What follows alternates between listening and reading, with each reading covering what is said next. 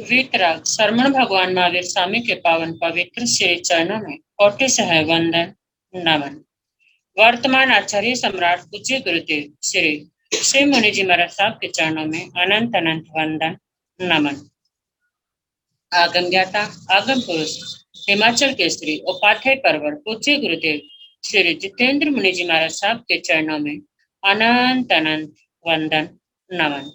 Online education के प्रणेता संघ सेतु उपाध्याय परवर पूज्य गुरुदेव श्री रविंद्र मुनि जी महाराज साहब के चरणों में अनंत अनंत वंदन नमन। ऑनलाइन एजुकेशन में पधारे हुए सभी गुरु भगवंत एवं गुणितुल्य समस्त महासाधु वृंद के चरणों में वंदन नमन। आज ज्ञानदाता आगम प्रदाता पूज्य गुरुदेव श्री जी की प्रत्यक्ष वंदना का लाभ ले रहे हैं वात्सल्य वारिधि उप प्रवर्तनी गुरनी मैया श्री मंजुल ज्योति जी महाराज साहब आदि थाना।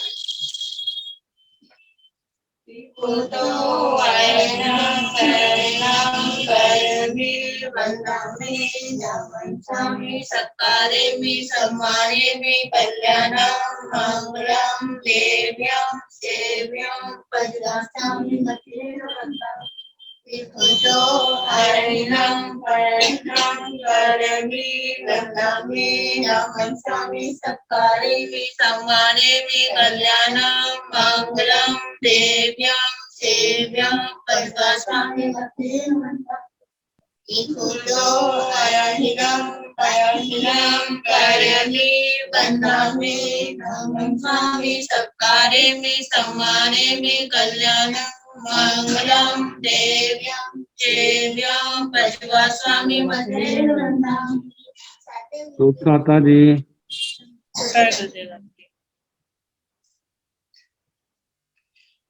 यह आगम वाचना निरंतर व निर्बाध गति से चलती रहे, इस हेतु सभी तपस्वी अपना अपना सहयोग दे रहे हैं।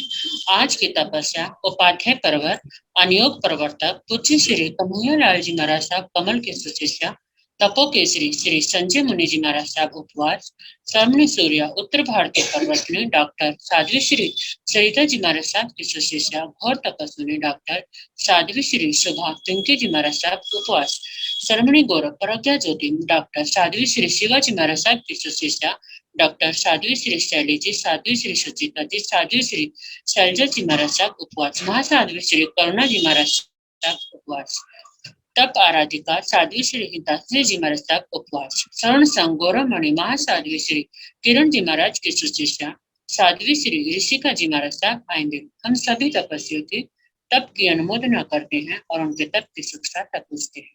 अब हम पूज्य गुरुदेव श्री जी से करबद्ध प्रार्थना करते हैं कि आप अपनी अमृतमय वाणी से हमें कृतार्थ करें। पधारे गुरुदेव मथेर वंदा में सुखसाता गुरुदेव।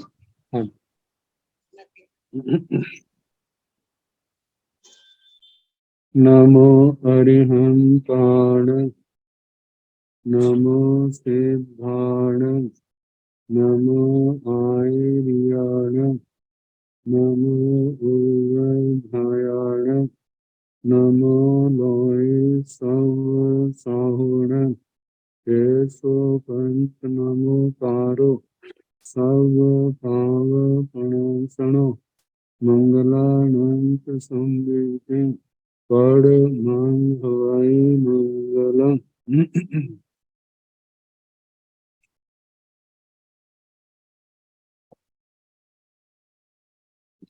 जिन शासन जिन वाणी सदा जयवंत हो श्रवण संग सदा अविचल मंगल हो।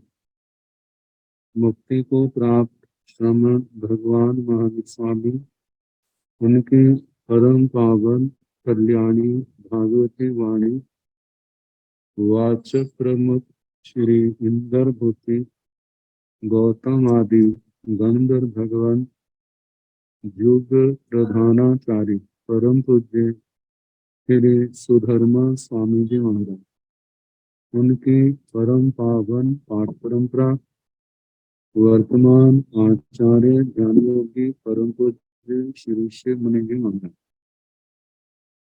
एवं गुरुजन सबके पावन चरणों में मेरा अनंत अनंत वार वंदना नमस्कार।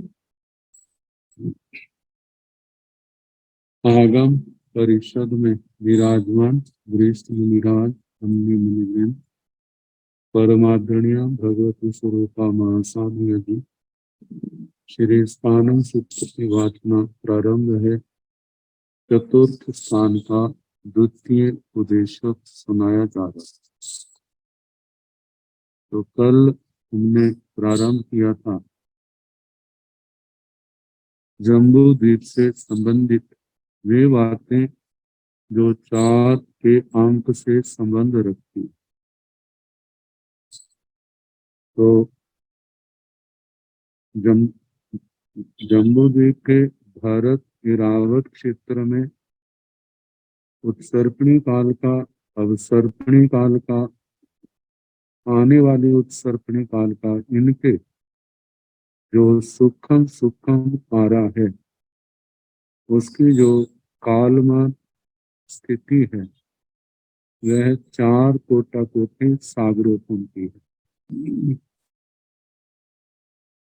और इसके साथ जम्बू द्वीप में देवकुरु उत्तर कुरु को छोड़ दिया जाए तो 4 अकर्म भूमियां हैं, हेमवय, हिरण्यवय, हरिवास, रम्यकवास।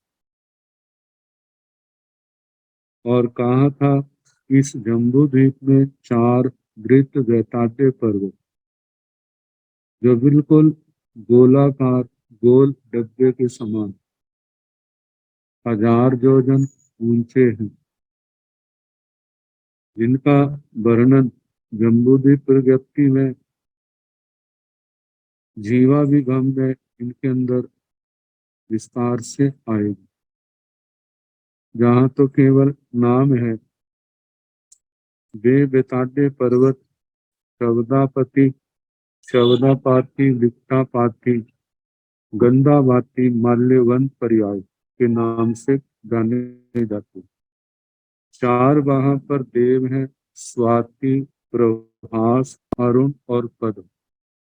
इसके आगे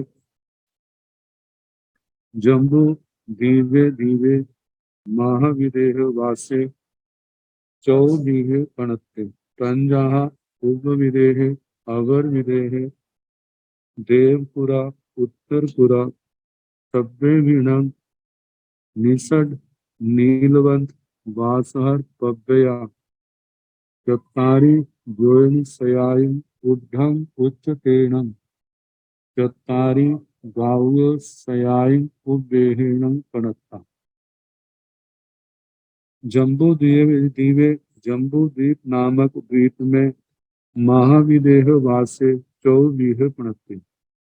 महाविदेह क्षेत्र 4 प्रकार का कहा। तंजाहा जैसे के उप विदेह पूर्व विदेह, अवर विदेह अपर विदेह पश्चिम विदेह, देवपुरा उत्तरपुरा देवपुरु उत्तरपुरु। जम्बू द्वीप का महाविदेह क्षेत्र जो है बिल्कुल मध्य में है।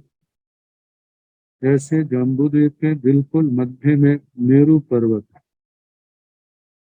जम्बू द्वीप की जो व्यास है 1 लाख योजन और बिल्कुल सेंटर में मेरू पर्वत है जमीन के ऊपर, जिसका व्यास 10,000 योजन। बिल्कुल मध्य का केंद्र बिंदु देखें तो वहां से चारों दिशाओं में 5-5 हजार योजन। तो ऐसे 10,000 योजन इसका व्यास बन जाता है। तो मेरू पर्वत से 4 दिशाओं की कल्पना, जैसे पूर्व, पश्चिम, उत्तर, दक्षिण। मेरू पर्वत से पूर्व की ओर पूर्व महाविदेह है। मेरू पर्वत से पश्चिम की ओर पश्चिम महाविदेह है। मेरू पर्वत से उत्तर की ओर उत्तर कुरु अकरम भूमि है और मेरू पर्वत से दक्षिण की ओर देवकुरु अकरम भूमि है। तो इस प्रकार महाविदेह क्षेत्र जो है 4 हिस्सों में बंटा हुआ है। आगे फरमाया है सब्बे बिना निषड नीलवंत वासहर पव्या चत्तारी योम सयायम उद्धम उच्चतेन चत्तारी गावो सयायम उबेहिणं कणत्ता। सब्बे बिना निषड नीलवंत वासहर पव्या, जो जम्बू द्वीप के अंदर निषद और नीलवंत वर्षभर पर्वत है। देखा जाए तो जहाँ महाविद्य क्षेत्र है, महाविद्य की दक्षिण की ओर की सीमा बांधने वाला निषद पर्वत है और महाविद्य क्षेत्र के उत्तर की ओर से सीमा की मर्यादा करने वाला जो है वो नीलवंत पर्वत है। पूर्व और पश्चिम में लवण समुद्र है। तो कहा जाता है कि निषद नीलवंत जो वर्षधर पर्वत हैं, ये जमीन के समतल भूमि भाग से 400 जोजन ऊंचे,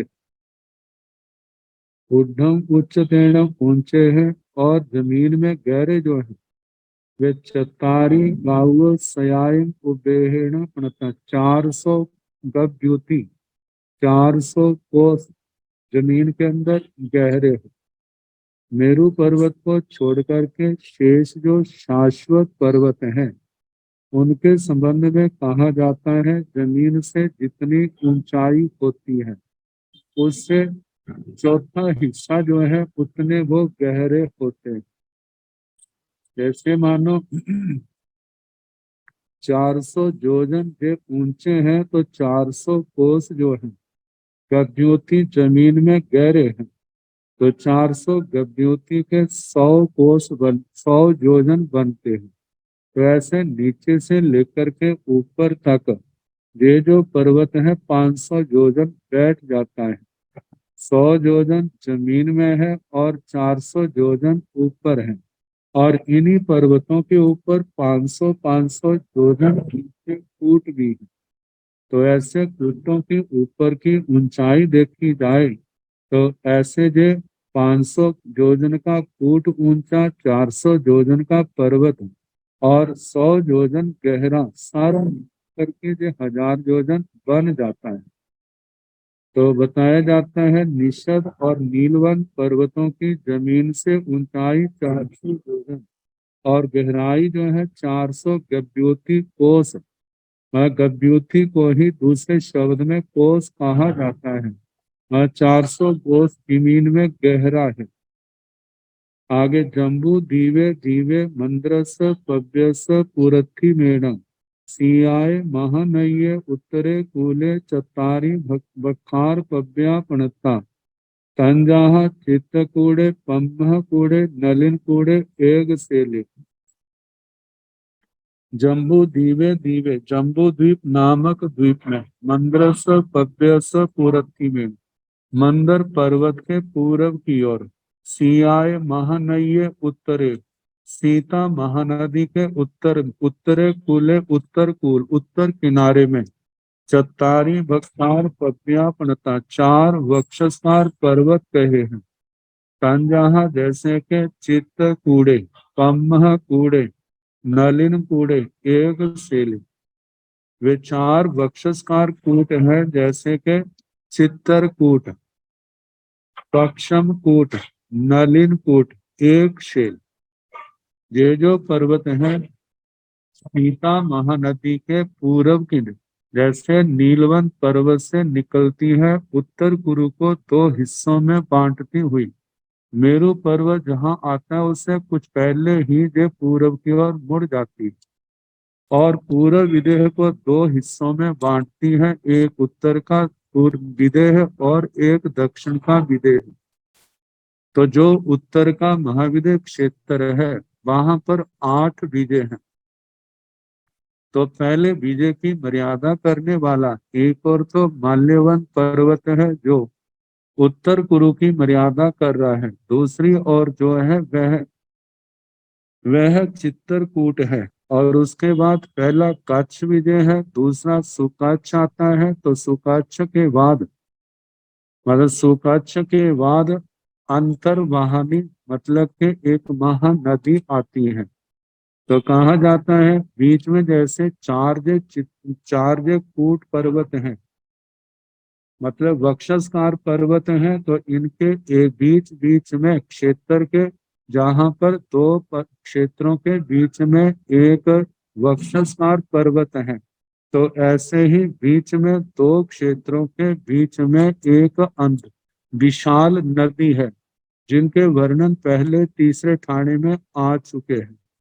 तो कहा जाता है पहले पर्वत है, फिर क्षेत्र है, फिर क्षेत्र है, क्षेत्र के बाद फिर अंतर नदी आती है, नदी आती है, फिर विजय आता है, विजय के बाद फिर कूट वक्षस्कार पर्वत आता है, वक्षस्कार पर्वत के बाद फिर जो है क्षेत्र आता है, उसके बाद फिर नदी आती है, नदी के बाद फिर क्षेत्र आता है, फिर उसके बाद वक्षस्कार पर्वत आता है। तो ऐसे जो है चार वक्षस्कार पर्वत हैं अंतर पा करके, और बीच में तीन महानदियां आती हैं जो क्षेत्रों की मर्यादा करती हैं। तो ये वक्षस्कार पर्वत हैं, नीलवंत पर्वत से शुरू होते हैं। नीलवंत पर्वत की ऊंचाई 400 योजन है, और जहां पर नीलवंत पर्वत के पास जो वक्षस्कार पर्वत, चित्रकूट, पक्षमकूट, नलिनकूट एक शेल है, वहां पर तो इनकी 400 योजन की ऊंचाई है, 500 योजन की इनकी चौड़ाई है, और उसके बाद जो है इनकी ऊंचाई बढ़ती जाती है। और जिस समय ये ऊंचाई बढ़ते बढ़ते सीता नदी के पास पहुंचते हैं, तो उस समय इनकी ऊंचाई 500 योजन की हो जाती है, 500 योजन की है। तो इस प्रकार ये वक्षस्कार पर्वत, ये चार है सीता महानदी के उत्तर के किनारे, जो नीलवंत पर्वत से शुरू होते हैं और सीता नदी के पास समाप्त होते हैं। तो जिस प्रकार सीता नदी के उत्तर की ओर चार वक्षस्कार पर्वत के हैं, इसी प्रकार सीता नदी के दक्षिण की ओर भी चार वक्षस्कार पर्वत हैं।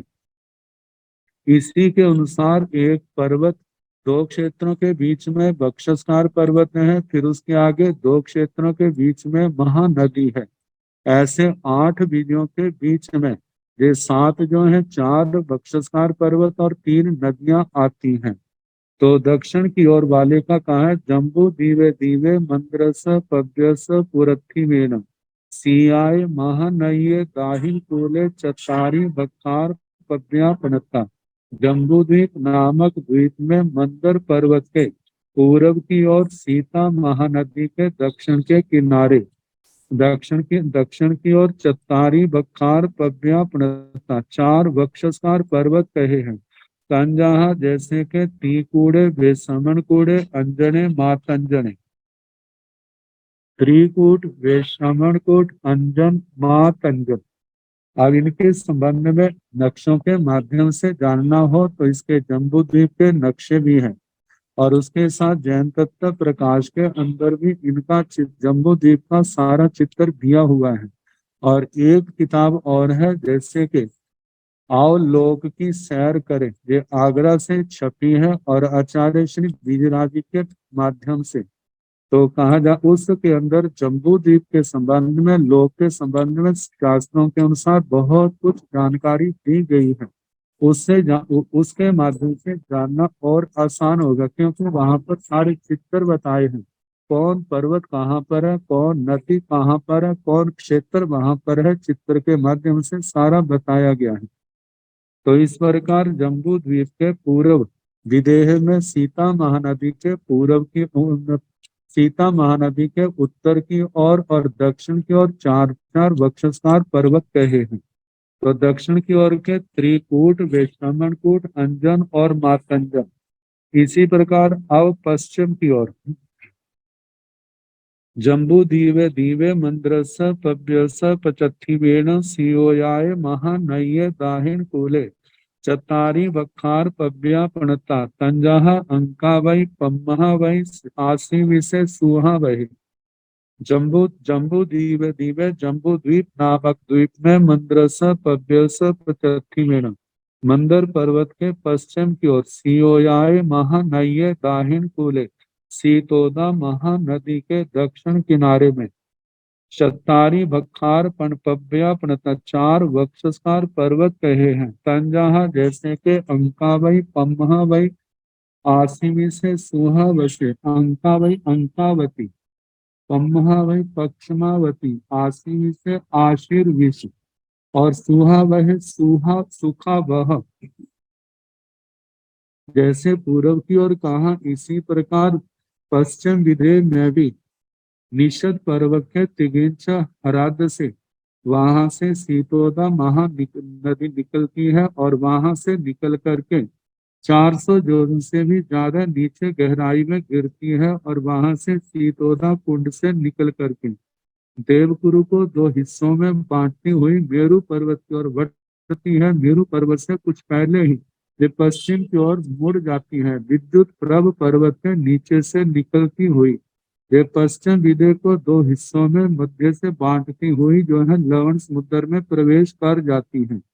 तो कहा जाता है इस सीतोदा महानदी के दक्षिण की ओर 8 विजय हैं और उत्तर की ओर भी 8 विजय हैं। जैसे पूर्व की ओर 4-4 विजय कहे, 4-4 वक्षस्कार पर्वत कहे, इसी प्रकार सीतोदा नदी के भी दक्षिण के किनारे और उत्तर के किनारे 4-4 वक्षस्कार पर्वत कहने। तो जो दक्षिण की ओर जो 4 पर्वत हैं उनके संबंध में कहा है कि जम्बू दीवे दीवे मंद्रस पव्यस पचत्तीवेणु। जम्बू द्वीप नामक द्वीप में मंदर पर्वत के पश्चिम की ओर सियोयाय महानये, सीतोदा महानदी के दाहिण कूले दक्षिण किनारे में चत्तारी बखार पव्यापनता 4 वक्षस्कार पर्वत कहे हैं। तंजहा जैसे के अंकावई पम्हावई आशीवी से सुहावई अंकावती पक्षमावती आशीविश और सुखा वह। जम्बू दीवे दीवे मंद्रस पव्यस पचत्थीवेण सियोयाय महानये उत्तर कूले चत्तारी बखार पव्या पणता। तंजहा चंद पब्बय सूर पब्बय देव पब्बय नाग पब्बय। जम्बू द्वीप नामक द्वीप में मंदर पर्वत के 85वें पश्चिम की ओर सियोयाय महानये उत्तर कूले, सीतोदा महानदी के उत्तर के किनारे चत्तारी बखार पव्या पणता 4 वक्षस्कार पर्वत कहे हैं। तंजहा जैसे कि चंद पब्बय चंदर पर्वत, सूर पब्बय सूर्य पर्वत और देव पब्बय देव पर्वत और नाग पब्बय नाग पर्वत। जम्बू दीवे दीवे मंद्रस पव्यस चौसो विदिशासु चत्तारी बखार पव्यापणता। तंजहा सोमन से बिज्जू पभे गंध मायने मालवंते मालवंते। जम्बू दीवे दीवे जम्बू द्वीप नामक द्वीप में मंद्रस पव्यस चौसो विदिशासु मंदर पर्वत के 4 विदिशाओं में चत्तारी वखार पव्यापनता 4 वक्षस्कार पर्वत कहे। तंजहा जैसे के 100 मन से 100 मनस, बिज्जू पभे विद्युत प्रभ, गंध मायने गंध मादन, मालवंते माल्यवंत। इन पर्वतों के संबंध में कहा जाता है सोमनस और विद्युत प्रभ जो है जो देवगुरु की मर्यादा करने वाले। तो कहा जाता है जैसे मेरु पर्वत से दक्षिण की ओर देवकुरु है जो अर्ध चंद्राकार का जिसका आकार बनता है। तो ये सोमनस जो पर्वत है निषद पर्वत से मतलब देवकुरु के पूरब की ओर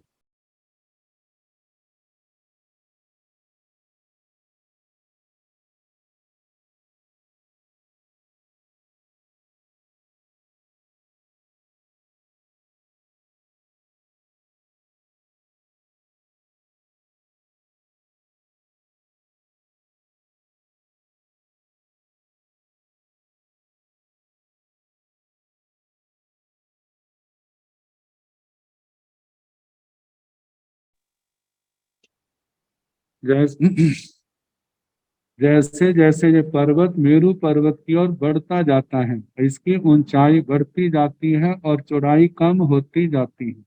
और जैसे मेरु पर्वत के पास थोड़े अंतर से ही जो समाप्त होता है वहां पर इसकी जो चौड़ाई है अंगुल का असंख्यातमा भाग और ऊंचाई जो है 500 जोजन की है। इन पर्वतों को गज दंताकार पर्वत की कहा जाता है। जैसे हाथी का दांत पूर्व में स्थूल होता है, उसके बाद पतला होता जाता है, ऐसे ही ये पर्वत जो है जहाँ से निषद पर्वत से या नीलवंत पर्वत से शुरू होते हैं, वहां पर तो ऊंचाई इनकी कम 400 जोजन की है, लेकिन इसकी चौड़ाई 500 जोजन की है। और लेकिन आगे जैसे जैसे ये आगे मेरू पर्वत की ओर बढ़ते हैं, इनकी ऊंचाई बढ़ती जाती है, चौड़ाई घटती जाती है। तो हाथी के दांत का आकार बढ़ने के कारण से इनको वैदंताकार पर्वत कहा जाता है। तो बताए हैं कि ये 4 पर्वत, एक तो पूरब के देवगुरु के पूरब की ओर सोमनस पर्वत है, देवगुरु के पश्चिम की ओर विद्युत प्रभ पर्वत है, ये भी गाय दंताकार सोमनस की तरह। और उत्तर गुरु की मर्यादा करने वाले जो है, उत्तर गुरु के दक्षिण मेरु, मतलब के दक्षिण की ओर मेरु पर्वत है, और उत्तर की ओर नीलवंत पर्वत है।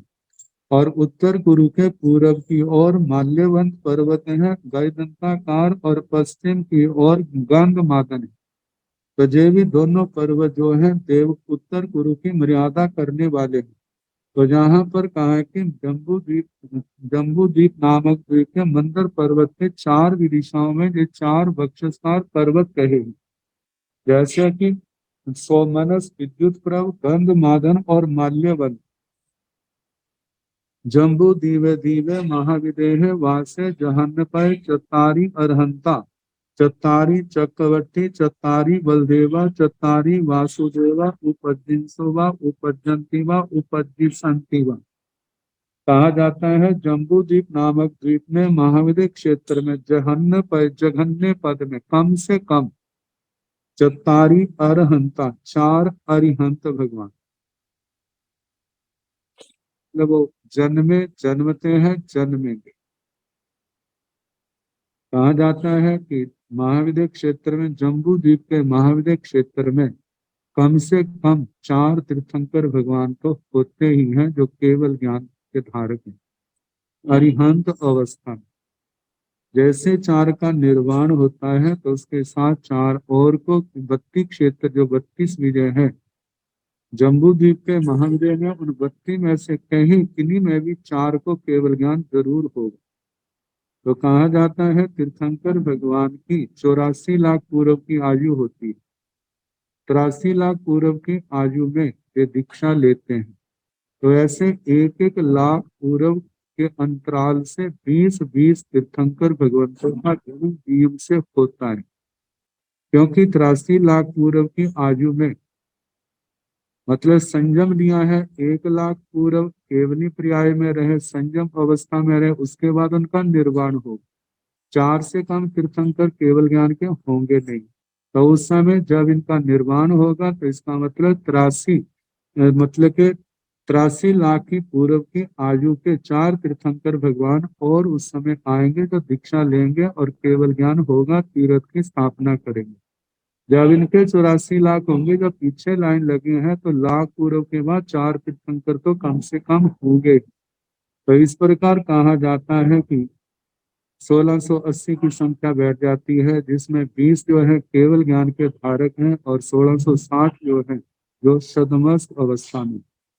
तो कहा जाता है जम्बू द्वीप नामक द्वीप में महाविद्य क्षेत्र में कम से कम 4 तीर्थंकर भगवान, अरिहंत भगवान, चतारी चक्रवर्ती, 4 चक्रवर्ती, चतारी बलदेवा, 4 बलदेव, चतारी वासुदेवा, 4 वासुदेव, उपजिंसो व उत्पन्न हुए, अतीत में उपजंती व वर्तमान में उत्पन्न होते हैं, उपजिसंती व आगे उत्पन्न होंगे। तो कहा जाता है एक क्षेत्र में जहाँ तीर्थंकर भगवान है, वहां पर चक्रवर्ती हो सकते हैं। जहां पर चक्रवर्ती सम्राट होते हैं, वहां पर वासुदेव बलदेव नहीं होते। जिन क्षेत्रों में वासुदेव बलदेव होते हैं, उन क्षेत्रों में चक्रवर्ती नहीं होते। तो कहा जाता है महाविद्य क्षेत्र के अंदर ज्यादा से ज्यादा 32 विजय है, तो 32 तीर्थंकर हो सकते हैं, और भरत रावत के मिलाएं तो 34 तीर्थंकर एक समय में हो सकते हैं। लेकिन जहां पर चक्रवर्ती और वासुदेवों की बात है, वास चक्रवर्ती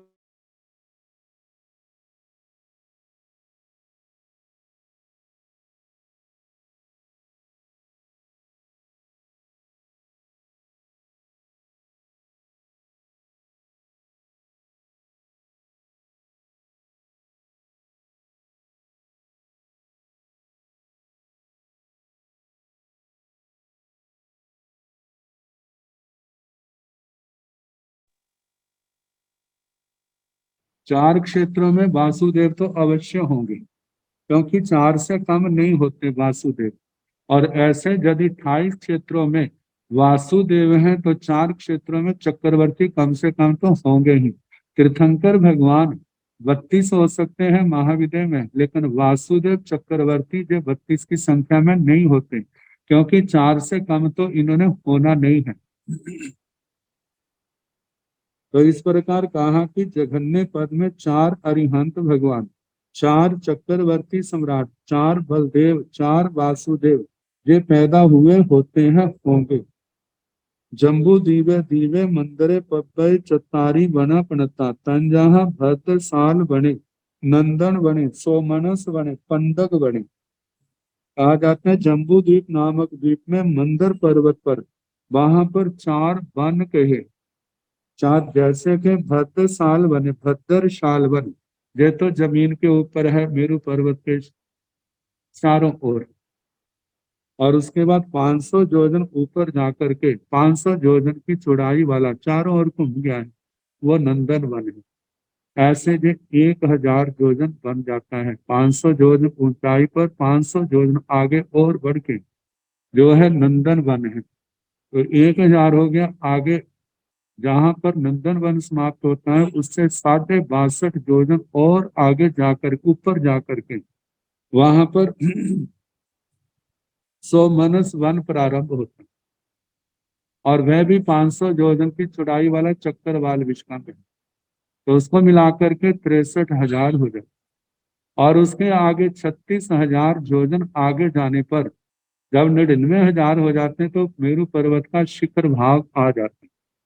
शिखर भाग जिसमें वहां पर शिखर पर, शिखर सेंटर में मध्य में जो है चूलिका है जो 40 योजन ऊंची, और उसके चारों ओर जो है चारों ओर पंडक वन है।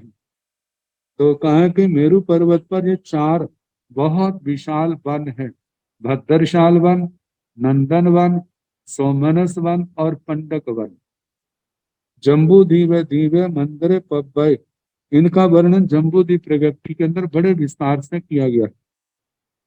जम्बू दीवे दीवे मंदिर पब्बय पंडक वने चतारी अभिषेय शिलाओ पणताओ तंजहा पंडु कंबल शिला आई पंडु कंबल शिला रत कंबल शिला अति रत कंबल शिला।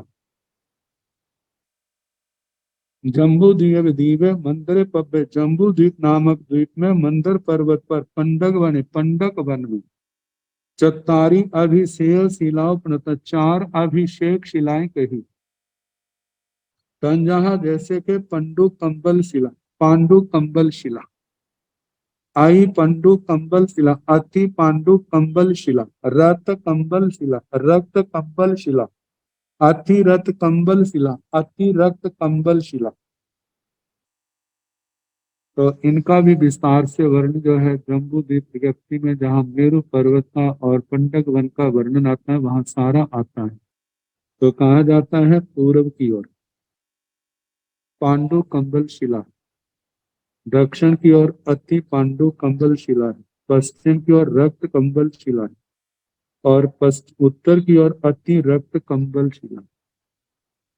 अब जैसे पूर्व की ओर जो शिला है उसके 2 हिस्से हो जाते हैं। जो उत्तर का हिस्सा है वहां पर सीता नदी के उत्तर दिशा में जन्मने वाले अरिहंत भगवंतों का अभिषेक होता है। इन शिलाओं पर सिंहासन है, सिंहासन के 2-2 हिस्से बंट जाते हैं, एक उत्तर का एक दक्षिण का। तो सीता नदी के उत्तर की ओर जो तीर्थंकर भगवान जन्मते हैं तो अति पंडु कंबल शिला के उत्तर की ओर उनका अभिषेक होता है, और दक्षिण की ओर सीता नदी के दक्षिण की ओर जन्मे जो तीर्थंकर भगवान हैं उनका अभिषेक होता है। जो दक्षिण की ओर अति पंडु कंबल शिला है उसके ऊपर भरत क्षेत्र में जन्मने वाले तीर्थंकर भगवंतों का जन्म अभिषेक होता है। ये जन्म अभिषेक का बड़े विस्तार के साथ वर्णन जो है 5वें वक्षस्कार में आएगा। तो अब पश्चिम की रक्त कंबल शिला है, उसके ऊपर सिंहासन है। सिंहासन 2 हिस्सों में बंट जाते हैं, उत्तर दक्षिण का और उत्तर का। तो सीतोदा नदी के जो दक्षिण की ओर 8 विजय हैं, वहां पर जन्मने वाले तीर्थंकर भगवंतों का दक्षिण दक्षिण की साइड में उनका अभिषेक होता है, और उत्तर दिशा की ओर जन्मने वाले तीर्थंकर भगवंतों का उत्तर दिशा की, इस सिंहासन के उत्तर दिशा की ओर उनका मतलब अभिषेक होता है। और जो उत्तर की अति रक्त कंबल शिला है, वहां पर इरावत क्षेत्र में जन्मने वाले तीर्थंकर भगवंतों का जन्म के समय वहां पर इंद्र महाराज ले जाते हैं, वहां पर अभिषेक होता है। मंदर चूलियान उबरी चत्तारी जोड़नाई विखम्बेणं पड़ता। मंदर चूलिका, मेरू पर्वत के सेंटर में जो चूलिका है वह मतलब 40 योजन ऊंची है, तो ऊपर का शिखर जो है वहां का व्यास जो है वो 4 योजन का है। एवं धायाई संड दीव पुरच्छी मध्य भी कालम आई आई करेता जा मंदर चूलिए थी।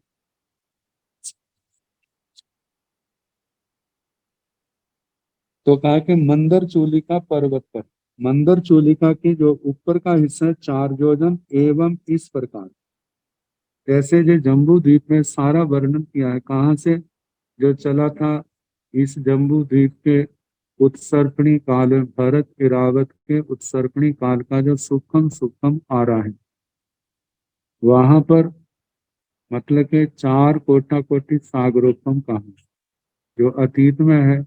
वर्तमान में अवसर्पणी काल है, तो उसके भी सूक्ष्म सूक्ष्म आरे की 4 कोटा कोटि सागरोत्तम काल मान। आगे आने वाली उत्सर्पणी काल का जो उत्तम सूक्ष्म सूक्ष्म आ रहा है, उसका भी 4 कोटा कोटि सागरोपम काल माने। वहां से प्रारंभ करके इसी सूत्र में जो कहा, जैसे जम्बूद्वीप का कहा कहते ऐसे ही एवं इसी प्रकार धायी संड दीव पुरच्छी मध्य ही। धातकी खंड जो है, धातकी खंड के 2 हिस्से हैं, एक पूर्व का एक पश्चिम का। ये हिस्सा करने वाले जो हैं 2 पर्वत हैं, जिनका नाम इशुपार पर्वत आता है। तो इशुकार पर्वतों का जो दूसरे ठाणे में 2-2 के नाम से आया, 2 धातकी खंड में है और 2 ही अर्ध पुष्कर द्वीप में। तो एक तो दक्षिण की ओर है, जो पूर्व की ओर चक्रवाल विष्कंभ में धातकी खंड है, तो एक तो दक्षिण की ओर है, उसका एक किनारा लवण समुद्र से लगता है और दूसरा किनारा जो है कालोद समुद्र से लगता है। इसी प्रकार धातकी खंड के उत्तर की ओर वहां पर इशुकार पर्वत है, उसका भी एक किनारा मतलब के दक्षिण की ओर जो मतलब लवण समुद्र है, उस धातकी खंड से उत्तर की ओर जो दक्षिण की ओर लवण समुद्र है वहां लगता है, और ऊपर जो आगे जो है उत्तर की ओर जो है वह कालोद समुद्र से उसका स्पर्श होता है। तो उनकी जो लंबाई है वह 4 कोटा मतलब 4 लाख योजन की है, क्योंकि 1 लाख व्यास वाला ये जम्बू द्वीप है, 2 लाख 2 लाख योजन चक्रवाल विष्कंभ लवण समुद्र है, तो 4 लाख योजन चक्रवाल विष्कंभ जो है धातकी खंड का है। तो ऐसे 4-4 लाख योजन की लंबाई वाले जो इशुकार पर्वत हैं, जो धातकी खंड को 2 हिस्सों में बांट देते हैं, एक पूर्व का और एक पश्चिम का। जैसे क्षेत्र जम्बू द्वीप में कहे हैं, ऐसे ही पूर्व की और पश्चिम की और सारे क्षेत्र धातकी खंड में भी कहे हैं। जैसे भारत क्षेत्र इरावत क्षेत्र जम्बू द्वीप में है, ऐसे ही धातकी खंड के पूर्व और पश्चिम में भी है। जैसे महाविद्य क्षेत्र जहां पर आता है, ऐसे ही वहां पर भी महाविद्य क्षेत्र 2 है, एक पूर्व की ओर है, एक पश्चिम की ओर है। जैसे जहां पर मेरू पर्वत है, ऐसे ही धातकी खंड में भी पूर्व की ओर एक मेरू पर्वत है, ऐसे पश्चिम की ओर में मेरू पर्वत है। लेकिन वो पर्वत जो है जहाँ का जम्बू द्वीप का तो 1 लाख योजन प्रमाण है, 1000 योजन जमीन में और 99,000 जो है आकाश में है। लेकिन वे जो है 84,000 योजन ऊंचे हैं जमीन से, 1,000 योजन गहरे हैं, 85,000 योजन के वो बैठते हैं। तो कहा जाता है जैसे वहां पर 4 अकरम भूमिया के ही देवकुरु उत्तर कुरु को छोड़ करके मतलब सारे जम्बू द्वीप में जहाँ कही थी, वहां पर पूरब की ओर भी ऐसे ही 4 अकरम भूमिया कह दी। जैसे जहां पर 4 वृत्त बेताड्य के ऐसे वहां भी वृत्त बेताड्य कहने पूरब की ओर। जहाँ चार देवता के उनके अधिष्ठाता ऐसे वहां पर है। जैसे जहाँ पर चार प्रकार का महाविद्य क्षेत्र है, ऐसे वहां पर भी। लेकिन उस महाविद्य क्षेत्र का जो क्षेत्र है वो जहाँ के महाविद्य क्षेत्र से बहुत ज्यादा होगा, क्योंकि ये महाविद्य क्षेत्र केवल 1 लाख योजन में, और वो जो है पश्चिम का महाविद्य उसका जो विश्वम है 4 लाख योजन है। तो कितना विशाल होगा। तो कहा जाता है जैसे वहां जहां पर 4 हिस्सों में महाविद्य बंटा है वहां भी 4 हिस्सों में बंटता है। जैसे जहां पर नीलवंत निशद नीलवंत की 400 योजन की ऊंचाई, 400 कोस की गहराई है, ऐसे वहां पर भी जानना। जैसे जहां पर काय मंदर पर्वत के पूर्व की ओर सीता महानदी के उत्तर की ओर 4 वक्षस्थार पर्वत हैं, तो वहां के भी सीता नदी के उत्तर की ओर, मतलब के जो पूर्व विदय है उसके सीता नदी के उत्तर की ओर 4 वक्षस्थार पर्वत हैं, दक्षिण की ओर भी 4 वक्षस्थार पर्वत हैं। ऐसे पश्चिम की ओर सीतोदा नदी के दक्षिण की ओर 4 वक्षस्थार पर्वत और उत्तर की ओर भी 4 वक्षस्थार पर्वत हैं। और जैसे जहां पर कहा कि देवकुरु उत्तर कुरु जैसे जहां पर है ऐसे वहां पर पश्चिम में भी है। तो उनकी भी मर्यादा करने वाले 4 वक्षस्कार पर्वत हैं वहां के मेरु पर्वत की विदिशाओं में, और उनके नाम यही है सोमनस, विद्युत प्रभ, गंध, मादन, माल्यवंत। आगे कहा जैसे जहां पर एक समय में 4 तीर्थंकर भगवान जन्म लेते हैं, लिया लेते हैं, लेंगे, जैसे जहां पर चलता है ऐसा ही नियम उस पश्चिम विदय में भी, ऐसा पूर्व विदय में भी जो धातकी खंड का वहां भी ऐसा ही चलता है। 4 तीर्थंकर भगवान, 4 चक्रवर्ती, 4 बलदेव, 4 वासुदेव एक टाइम में जरूर होते हैं। तो आगे कहा है कि मंदर पर्वत के ऊपर जैसे जहां 4 वन है ऐसे वहां पर भी 4 वन है, लेकिन उनका अंतर में फर्क होगा, क्योंकि जो 99,000 योजन की ऊंचाई वाला है वो 84,000 योजन की ऊंचाई वाला है। उसके अनुसार उसमें अंतर में कम होगा, वनों का अंतर।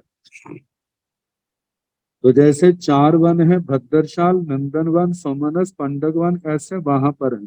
जैसे 4 जहां पर पांडुशिलाएं हैं जहां पर तीर्थंकर भगवंतों का अभिषेक होता है, ऐसे वहां पर भी। जैसे जहाँ के मंदिर चूलिका के ऊपर का 4 ऊपर का शिखर जो है 4 योजन व्यास वाला है, ऐसे ही वहां पर भी है। तो इस प्रकार जैसे जो धातु खंड के पूर्व का पूर्वार्ध का कहा कालम आई कृता जा मंदिर चूलियती मंदिर चूलिका तक, एवं इसी प्रकार जा पुखर वर दीव पच्चछी मध्य जा मंदिर चूलियती। ताकि जैसे धात्विक खंड के पूर्वार्ध का जो वर्णन किया, ऐसे पश्चिमार्ध जो है पश्चिम का क्षेत्र है वहां पर भी ऐसी जो 4 बातें सारी कहनी जो जम्बू द्वीप के अंदर कही। और जहाँ सारा काल से लेकर के मेरु पर्वत की चूलिका का शिखर भाग तक। तो इसके बाद जो है पुष्कर द्वीप आता है। पुष्कर द्वीप को मानुष्योत्तर पर्वत 2 हिस्सों में बांट देता है। तो 2-2 गुना होते जाते हैं। जैसे 4 लाख योजन चक्रवाल विश्वकर्म धातु खंड का है, और 8 लाख योजन चक्रवाल विश्वकर्म कालोद समुद्र का है। पुष्कर द्वीप का जो है 16 लाख योजन है, और उसके बिल्कुल मध्य में मानुष्योत्तर पर्वत चारों ओर घूम गया है जो कुंडलाकार है।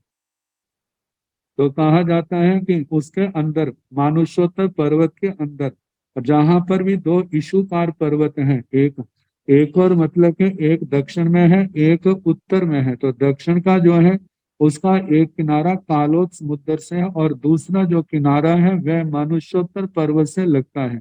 उत्तर दिशा में भी एक किनारा इशुकार पर्वत का, मतलब कि कालोद समुद्र से स्पर्श करता है, दूसरा जो है मानुष्योत्तर पर्वत से लगता है। तो इस प्रकार देवी पूर्व पश्चिम से दो दो हिस्सों में बंट गया।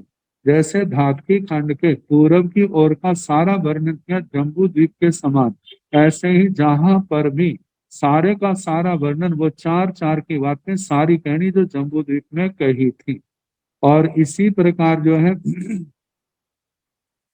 अर्ध पुष्कर द्वीप के पश्चिम की ओर भी ऐसे ही जो 4 बातें कहनी, ताकि जाव मंदर चूलिया थी जहाँ जब तक मंदर चूलिका का वर्णन है वहां तक सारा कहना। जम्बू दीवक आवश्यकं तो कालाव चूलिया जाव खाई संडे पुखर भरे पुब्बावरे पासे। कहा जम्बू दीवक आवश्यकं तो कालाव चूलिया देव, जैसे कहा कि जम्बू द्वीप जहां पर आवश्यकम शब्द है, आवश्यकम, तो इसके संबंध में आचार्य श्री अभयदेव सूरी जी ने संस्कृत टीका के अंदर कहा है कि जम्बू द्वीपकम आवश्यकम।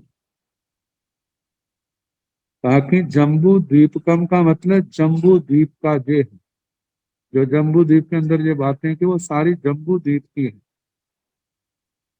और वहां पर वे विद्यमान है, इसलिए जम्बू द्वीपगम द्वीपगम कहा, मतलब जो जम्बू द्वीप के अंदर वर्तमान है। आवश्यक वह कहा कि अवश्यम भावित्वाद वाच्यत्वाद, मतलब जैसे जम्बू द्वीप के अंदर जो है ऐसे ही धातकी खंड आदि दूसरे क्षेत्रों में भी ऐसी ही चीजें जो वस्तुएं जो पाई जाती हैं, तो इसलिए जम्बू द्वीप द्वीप का आवश्यकम वस्तु जातम, जम्बू द्वीप में होने वाली वस्तुएं, जैसे जम्बू द्वीप के अंदर कहीं ऐसी ही वस्तुएं जो है धातकी खंड के पूर्व की ओर पश्चिम की ओर, अर्ध पुष्कर के पूर्व की ओर पश्चिम की ओर, ऐसे ही सारी की सारी वैसी कहनी। तो कहा कि जम्बू द्वीप आवश्यकं तो जम्बू द्वीप के जो वहां पर होने वाली वस्तुएं काल और चूलिया जाल, काल के वर्णन से लेकर के चूलिका तक, घायाई संडे पुक्कर वरेय धातकी खंड में और पुष्करार्ध द्वीप में, अर्ध पुष्कर द्वीप में, पुब्बावरे पूर्व की ओर पश्चिम की ओर, पासे पार्श्व साइडों में, मतलब दोनों ओर ये सारे का सारा वर्णन कहना।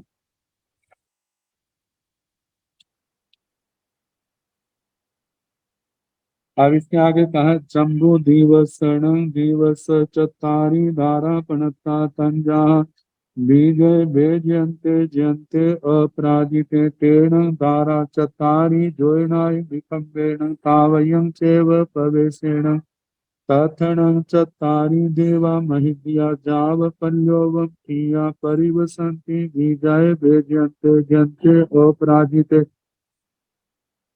कहा जाता है जम्बू दिवसन दिवस चतारी धारा पणता, जम्बू द्वीप नामक द्वीप के 4 दरवाजे कहे।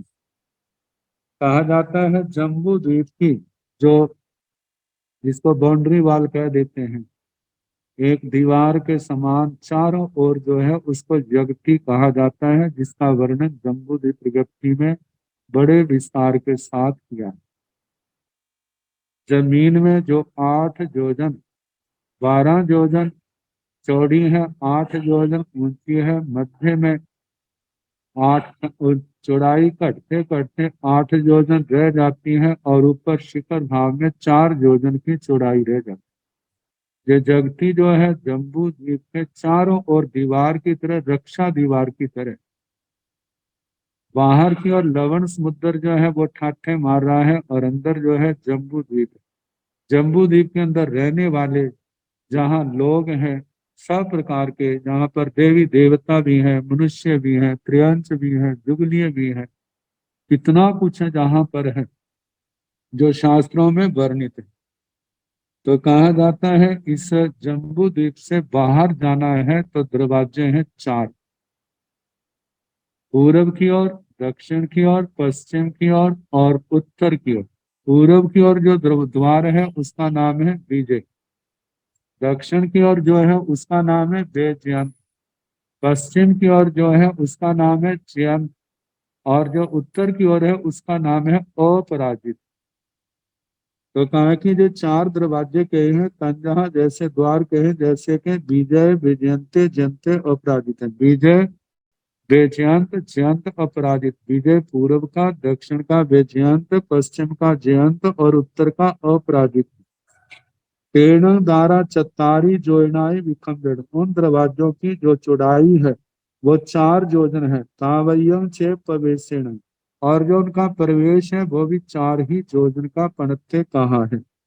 तथन चतारी देवा महिद्या जा पल्योबम ठिया परिवसंति, इन दरवाजों पर 4 देव चार देवता जो बाणव्यंतर जाति के देवता है, कैसे महिद्या महारिद्धि वाले, जाल शव से महाजुया महाद्युति वाले, महेशिखा महान ऐश्वर्यशाली, तो ऐसे जो है महासोका महासुख वाले, पल्योबम किया पल्योबम की स्थिति वाले। बाण यंत्रों में देवताओं की ज्यादा से ज्यादा स्थिति जो है एक पल्योपम की कही है। तो कहा जाता है इन चारों इस द्वार के जो अधिष्ठायक देवता हैं उनकी भी पल्योपम पल्योपम की स्थिति है। और इनकी राजधानी बसंती जो देवता रहते हैं पल्योपम की या परिवसंती, पल्योपम की स्थिति वाले देवता उन दरवाजों में उनके भवन आदि वहां पर स्थान बने हैं, वहां पर रहते हैं। तो जिनके नाम है विजय विजयंते जयंते अपराजित है, विजय विजयंत जयंत अपराजित। और इन देवताओं की जो राजधानियां हैं जो जिस दिशा में है, जैसे पूर्व दिशा का द्वार है तो इसकी पूर्व दिशा में असंख्यात द्वीप समुद्र लांघने पर एक जम्बू द्वीप नाम का अन्य द्वीप आता है। तो वहां की जो समुद्र के बाद द्वीप आता है तो वेदिका से 12,000 योजन जाकर के 12,000 योजन व्यास की नगरी आती है इनकी, 12,000 योजन चौड़ी गोलाकार जम्बू द्वीप के अंदर इसका बड़े विस्तार के साथ वर्णन किया गया है। और वहां के जो विजय देवता है और उनका भी सारे जन्म का वर्णन, जैसे राज प्रश्न सूत्र में सूर्याभिमान के जन्म आदि का वर्णन आता है, सारा वहां पर इनका भी राजधानी के हर क्षेत्र का लगभग वर्णन आता है। और इनके जन्म और जन्म अभिषेक का भी सारा वर्णन आता है और इसकी रिद्धि का भी वर्णन आता है। जैसे विजय देवता का अधिकार कहा, ऐसे विजयंत जयंत और अपराजित का भी ऐसे एक समान ही जानना। तो कहा जाता है जैसे असंख्यात द्वीप समुद्र हैं, इन सब के चार चार द्वार आते हैं, तो ऐसे विजय विजयंत जयंत अपराजित नाम के असंख्यात जो बाणव्यंतर देवता और इनकी नगरियां जो हैं सारी सिद्ध होती हैं। और जिनका बड़े संक्षेप से ही कहा जाएगा, जीवाभिगम के अंदर बड़े विस्तार के साथ वर्णन किया है। जम्बू द्वीप के अंदर विजय विजय देव का अधिकार तो जीवा भी गम के अंदर आया है, लेकिन जम्बू द्वीप के अंदर भी उनका वर्णन आता है। अब इसके आगे जम्बू द्वीप, उसका वर्णन जम्बू द्वीप में जो 56 अंतर द्वीपों का वर्णन आता है। 56 मतलब के भारत क्षेत्र की मर्यादा करने वाला चूल हिमवंत पर्वत, उसके पूर्व दक्षिण में लवण समुद्र में 4 विदिशाएं, पूर्व की ओर ईशान कोण और आग्नेय कोण, पश्चिम की ओर नैऋत्य कोण वायव्य कोण। कैसे वहां पर अंतर द्वीपों का वर्णन कहा है, 300 योजन लवण समुद्र में प्रवेश करना, तो चारों विदिशाओं में एक एक द्वीप 300 योजन का आता है। जब वो द्वीप समाप्त होता है तो 400 योजन और आगे लवण समुद्र में जाकर के आगे 400 योजन व्यास वाला द्वीप आते हैं। ऐसे 900 योजन तक एक प्रत्येक शाखा में 7 अंतर द्वीप आते हैं। तो चोल हिमवंत पर्वत के पूर्व पश्चिम में चारों दिशाओं में 28 हो जाते हैं। ऐसे शिखरी पर्वत के भी दोनों साइड में पूर्व पश्चिम में जो 2 विदिशाएं हैं वहां पर एक एक शाखा में 7 अंतर द्वीपों का वर्णन आता है, जो सारे मिलकर के 28 बन जाते हैं। 28 करके 56 आ जाते हैं। तो जहां पर इनका संक्षेप से वर्णन, उन द्वीपों के क्या नाम है वो वर्णन आएगा, लेकिन इनका विस्तार से वर्णन जब वो जीवागम की तीसरी प्रतिपत्ति में आता है। तो इसके संबंध में कल जैसे समय होगा कराने का प्रयास किया जाएगा। नमो अरिहंताण, नमो सिद्धाण, नमो आयर्याण, नमो ओवझायाण, नमो लोय संसाहुण, ऐसो बंत नमो पारो साव पाव पनसण, मंगलानंत संदेशं पड़मी भवाई मंगलम। श्रीदत्तारि मंगलम अरिहंता मंगलम सिंहा मंगलम साहु मंगलम केवली मनतो धम्मो मंगलम तत्तारि लोकोत्तम अरिहंता लोकोत्तम सिंहा लोकोत्तम साहु लोकोत्तम केवली मनतो धम्मो लोकोत्तम तत्तारि शरणं प्रवज्जामि अरिहन्ते शरणं प्रवज्जामि सिद्धे शरणं प्रवज्जामि साहु शरणं प्रवज्जामि केवली मनस्तं धम्मं शरणं प्रवज्जामि चार चरणे सुख करने दुख करने मंगल करने और करना नहीं कोई जो भाव प्राणी आज करे सबको यथा योग्य वंदना सुख साथ